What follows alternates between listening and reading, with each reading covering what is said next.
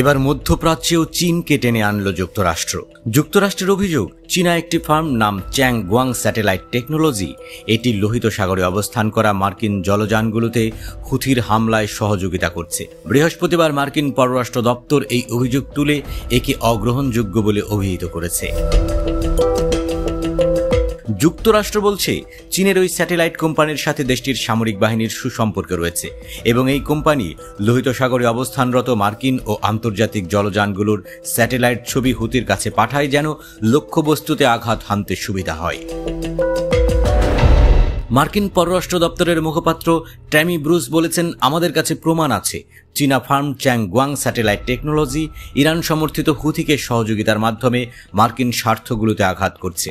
সত্যি কথা বলতে কি, চীন নিজেকে বিশ্বের শান্তি প্রতিষ্ঠাকারী দাবি করলেও তার যাবতীয় অর্থনৈতিক ও কারিগরি সহযোগিতা রাশিয়া, উত্তর কোরিয়া, ইরান ও ইরানের পুতুলগুলোর প্রতি।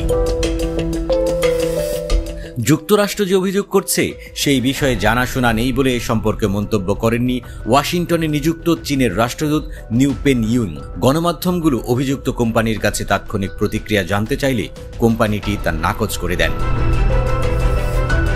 এমনিতেই যুক্তরাষ্ট্র আর চীনের মধ্যে পাল্টাপাল্টি বাড়তি শুল্ক আরোপ বিরাজমান। এর মধ্যে যুক্তরাষ্ট্রের এই অভিযোগ চীনের সাথে তার দ্বন্দ্ব এবং একই সঙ্গে বৈশ্বিক উত্তেজনাও বেড়ে যেতে পারে বলে আশঙ্কা বিশ্লেষকদের। হুথিকে সহযোগিতার অভিযোগে যুক্তরাষ্ট্র এরই মধ্যে চীনের বিরুদ্ধে ব্যবস্থা নিতে তার মিত্র ও সহযোগীদের প্রতি আহ্বান জানিয়েছে। 2023 সালের 7 অক্টোবরের পর থেকে ফিলিস্তিনিদের প্রতি সংহতি জানিয়ে এবং মার্কিন সহযোগিতায় গাজায় ইসরায়েলি আগ্রাসন, দখল, আক্রমণ ও অবরোধের প্রতিবাদে লোহিত সাগরে যুক্তরাষ্ট্র, ইসরায়েল ও তাদের মিত্রদের বাণিজ্যিক জাহাজে হামলা চালায় হুথি। তাতে ওই জলপথে বাণিজ্যিক জাহাজ চলাচল বন্ধ হয়। লোহিত সাগরের পাশাপাশি এডেন উপকূল, আরব সাগর, সুয়েজ খাল দিয়েও বাণিজ্যিক জাহাজ চলাচল বন্ধ। জাহাজগুলো এখন আফ্রিকার দক্ষিণ উপকূল ঘেঁষে যাতায়াত করে, এতে বিরাট আর্থিক ক্ষতি হচ্ছে।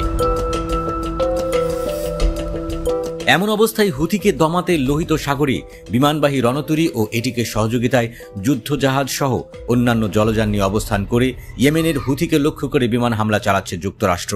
হুথিও এর জবাবে আকাশ প্রতিরক্ষা ব্যবস্থা প্রয়োগ করছে।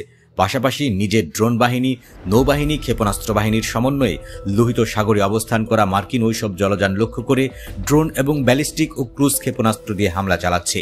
যুক্তরাষ্ট্রও তার জাহাজগুলো থেকে হুথির ওইসব বাহিনীগুলোকে লক্ষ্য করে হামলা চালাচ্ছে। হুথি একই সঙ্গে ইসরায়েলের ভূখণ্ডেও ড্রোন ও ক্ষেপণাস্ত্র হামলা চালাচ্ছে। এইসব হামলা ও পাল্টা হামলা প্রায় প্রতিদিনই চলছে।